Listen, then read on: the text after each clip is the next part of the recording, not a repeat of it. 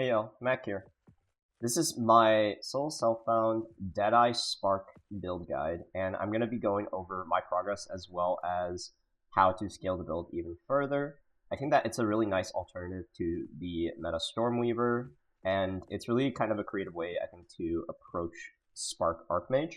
That being said, I feel like the current balancing of the game kind of shoehorns a lot of spell builds to playing Archmage, so I'm just trying to make the most of it and give it a little bit more variety. Again, this build is more focused on mapping instead of single target, but I'm sure with enough scaling you can kind of play the build for really any content. I've been comfortably farming T15s on it in solo self-found, and I've been able to craft most of the gear myself with just a couple lucky finds fueling the build. Alright, let's jump into the Ascendancy. So the reason why I picked Deadeye for Spark is because it is a projectile build. It scales projectiles pretty well, and more importantly, it gives some defensive layers and speed. So first and foremost, Tailwind. This is like the big bulk of Deadeye in my opinion, and it's really powerful. So Tailwind is going to give us 1% movement speed, 3% skill speed, and 15% increased evasion per stack, and we can build up to 10 stacks of this. You're pretty much going to always have 10 stacks while mapping, as you're just spamming Spark, and this is going to be the playstyle of the build. You just walk around spamming Spark and killing your enemies while you're essentially not getting hit at all because of how much evasion you're getting from this. If you have a lot of base evasion, you're going to be getting a lot more value from Tailwind. Additionally, just more cast speed and move speed is always nice for clear speed and defensives. Now, the other big part of how Deadeye works is because you're playing a build that rarely ever gets hit, when you do get hit, the first hit against you is going to have 30% less damage. So we're going to have 10 stacks of Tailwind, 30% less damage taken, and so we're preventing a big one-shot. That being said, a lot of on-death effects that are like really obvious are still going to kill you, like the exploding behemoths. But beyond that, it's actually pretty solid of a defensive layer to just stop those big one-shots. Whether it's like a big ground explode or anything like that. Now, how I'm scaling damage with this Ascendancy is by maximizing projectile speed duration. Because we're running a Widowhail setup, we can scale our projectile speed pretty high. I actually have a really low roll on my quiver, and it's already 358%. You can get this up to like 480 or something crazy. But how Farshot works is the more a projectile travels, the more damage it does, up to 20% more damage. So the deal with Farshot is I'm not 100% certain that it is distance-based as opposed to vector-based. So what I mean by that is if you send out a spark from where I'm standing right now, right, the total distance it travels, as once it hits 7 meters, it's 20% more damage. I don't know if that's 7 meters traveled in total, so wherever it bounces, as long as it hits 7, or if it's from my starting location. So if it's vector-based, it's going to be, if this spark goes out and then bounces back, that's going to actually do less damage. Versus if it was distance-based, which I do believe it is, then it's just total amount of distance wherever the spark goes. I've tested it against point blank, and it seems like Farshot is still the better alternative, especially when we're trying not to get hit, so I'm not really going up to mobs. And furthermore, with Farshot, even if it is vector-based, some of these are still going to be pretty far from us, and that makes this a pretty solid option to off-screen. And I think that's the entire premise of this build, is just trying to off-screen mobs and clear really fast and really conveniently. Another nice thing is that it is actually kind of like early game beginner friendly. I picked up this build as my first character in solo self-found, so I started fresh, and I leveled with it and everything. This 4th Ascendancy node is honestly completely padded, like it doesn't really do that much.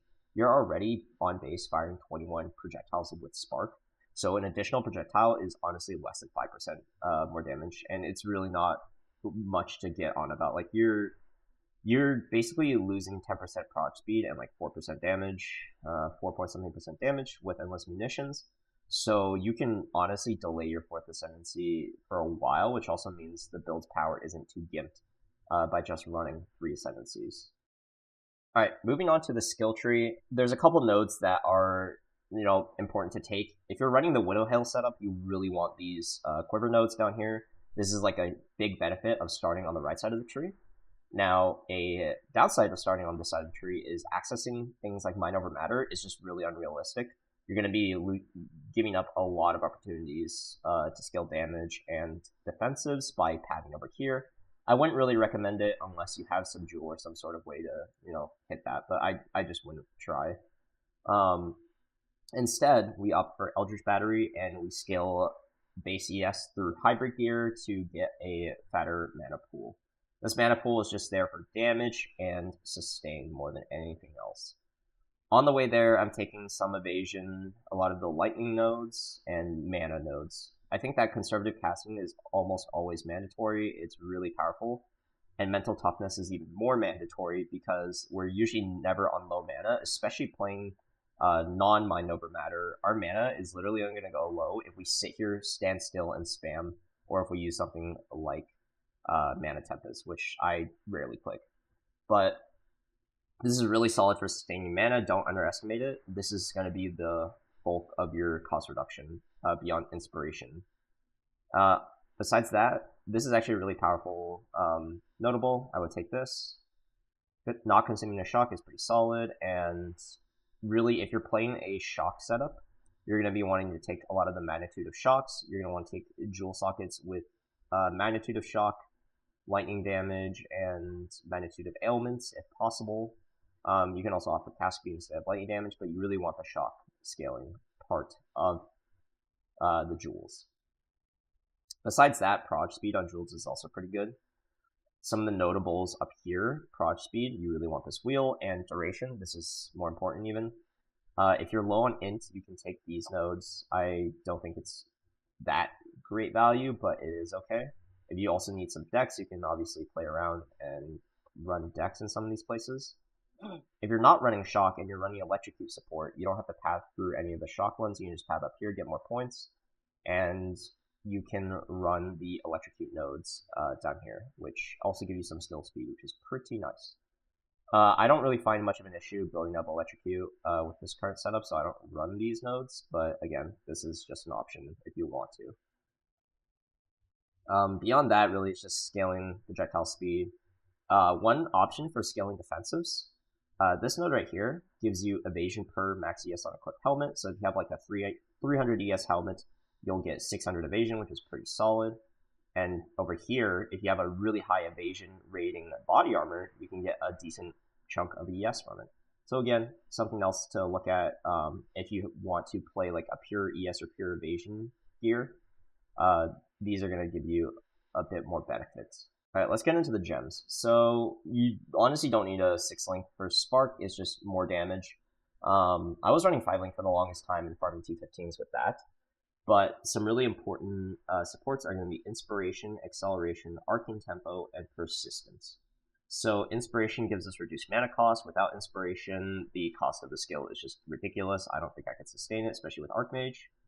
Acceleration, so because we're scaling projectile speed and duration, we're going to want Persistence and Acceleration. This gives the Sparks a lot more time to travel further. And more importantly, it just stays on the map, so when we're killing a rare, these will bounce and pierce constantly. I have a really high pierce percentage for this. I believe it's 432% pierce chance, so it's gonna pierce and it's gonna hit the mob multiple times, especially if it's bouncing in a tight corridor. That's kind of the advantage of running Widowhail with a pierce quiver. Now, your last slot, Arcane Tempo is also really important. You want cast speed, but if you're within 0.2 to 0.25, you don't really need more, I don't think. You're probably not going to be able to sustain the mana anyways on a Deadeye. Last one, you can play Controlled Destruction if you don't have that much crit. I'm actually pretty long crit, and frankly, Controlled Destruction might be better here. But since I'm scaling Shock, I'm just taking Magnitude of Shock, so Overcharge is going to be here. Alternatively, there's a lot of options. You can play really anything that scales damage or quality of life, cast speed, whatever, in your last slot. But again, this is not really mandatory. Even without this, my damage is still pretty solid. It's probably only like a 9 to 20% damage gain, 30 with Controlled Destruction, and yeah, it's not a mandatory slot. Don't fret about not having the perfect jewelers. The build's just fine without one. Besides that, you're running Archmage as your main damage scaling, so if you look at the tooltip, 14k, that Archmage, 5k.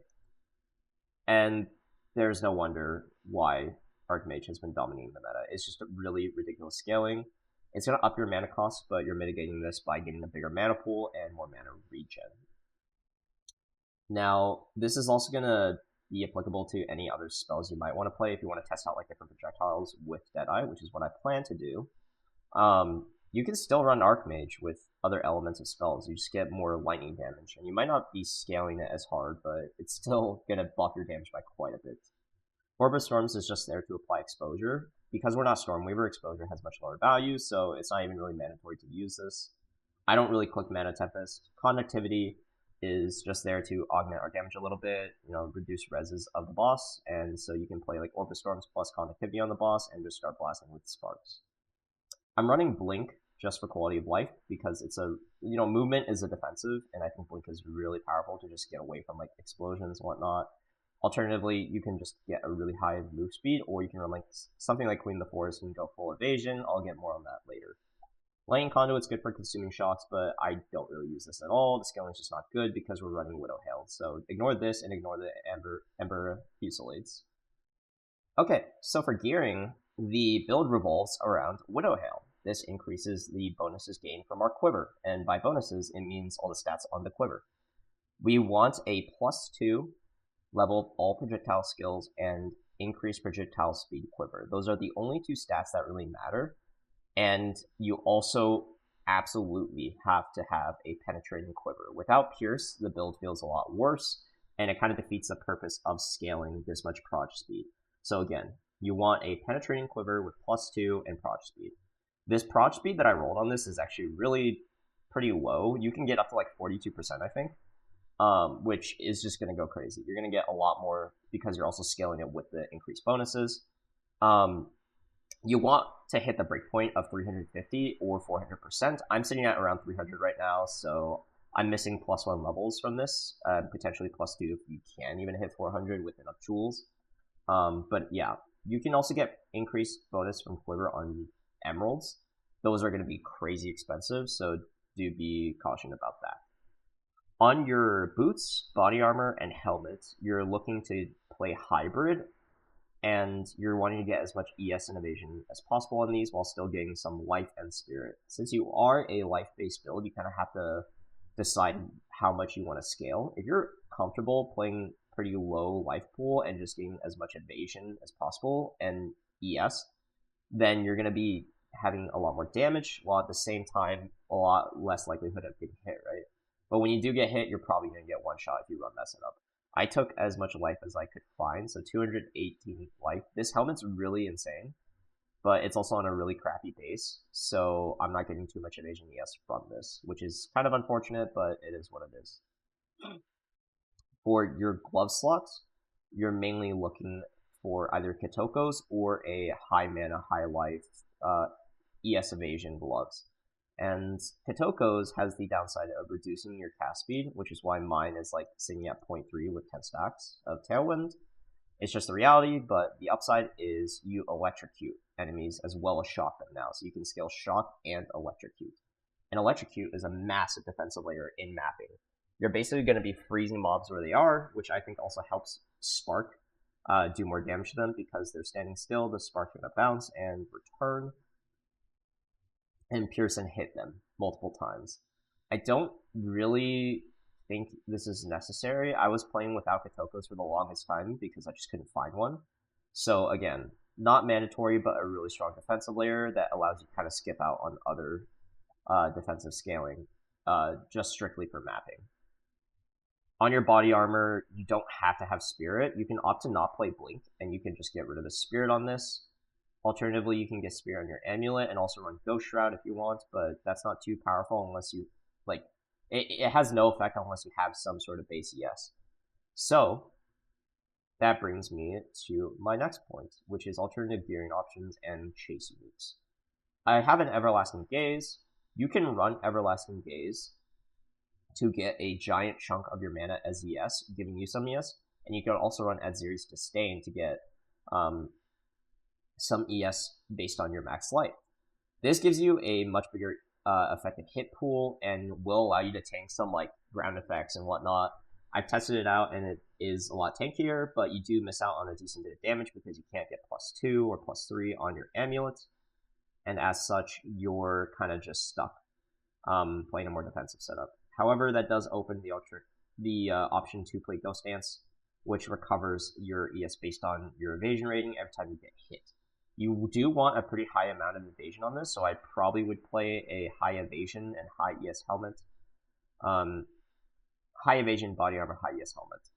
And that's gonna kind of help you scale it better. I think that's a good option if you're somehow trying this in hardcore, or if you just really want to live and you don't care as much about your damage. Besides just a strict body armor like this, you can also run Queen of the Forest and go pure evasion, which will give you a lot more move speed. I've seen some alternatives like that, and it probably does feel really nice to have a lot of move speed. You can probably opt out of Blink at that point, but that takes a lot of re-gearing, and you're not going to be scaling as much mana with that setup. Besides that, obvious chase uniques. You could play Headhunter if you feel like it. Ingenuity is always going to be best in slot when you have like really good rings. Breach rings with mana and mana regen, something like this, is going to be pretty insane, especially if you put 50% mana catalyst and run that with an Ingenuity. You're going to get insane amounts of mana or regen. I would highly recommend going chasing after that once you've got everything else pretty set and squared. So yeah, for rings, you just want mana regen, mana, and cast speed. This is where you can also find some rarity and some reses if you need it. I have Aventors for the Spirit, strictly because I want to run Blink, but again, if you don't want to run Blink, it opens a lot more gear slots for you. On the Amulet, you just really want to run +3 and a lot of mana, if possible. You can also fill stats here if you need them. Alright, so I know a lot of people have been wanting like leveling guides for a lot of my builds. I haven't been really good with that because I feel like leveling is just kind of pave your own path, but I will give you how I leveled with this build as well as some options early on for Deadeye. So starting out, you're probably going to want to play Lightning Arrow, Lightning Rod, and you'll play that from Act 1 to Act 2. I think that you want to pad on your tree mostly to these like projectile damage, so you want as much damage as possible. Do not worry about defenses on the tree early on. Just get as much damage as possible. Don't take quiver nodes.